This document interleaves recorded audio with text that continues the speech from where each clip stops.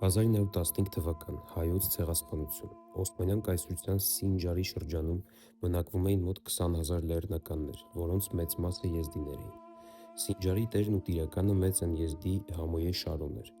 Սինջարն այն օսմանյան տարածքն էր, որտեղ հայերին դիմավորում էին և պաշտպանում։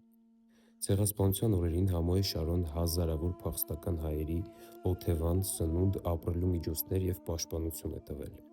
Երբ բռնկվում է տիֆի համաճարակ, շատ քուրդ շեյխեր փորձում են ազատվել հայ փախստականներից։ Համոյե Շարոն առաջարկել է գյուղերի մի մասը հատկացնել հայերին, մինչ համաճարակը կանցնի։ 1918-ին, երբ օսմանյան զորամասերը փորձում են վերջ տալ ապստամբ այս երկրամասի գոյությանը, հայերը կանգնում են Համոյե Շարոյի կողքին և միասնաբար կարողանում պահպանել իրենց ազատությունն ու հողերը։ Ի տարբերություն մնացյալ քրդական ծագման ցեղերի, որոնք համագործակցում էին թուրքերի հետ, եզդիների վերաբերմունքը հայերի նկատմամբ կարելի է համարել բացառիկ։ Երբ տեղի թուրք պարետը հայտնում է, որ մի շարք հայ փախստականների պետք է իրեն հանձնի, եզդի ցեղապետը կտրուկ մերժում է նրան։ Ծանր ժամանակներում հայերն ու եզդիները միշտ են թևուտիկունք եղել և հաղթահարել պատմության դաժան փորձությունները։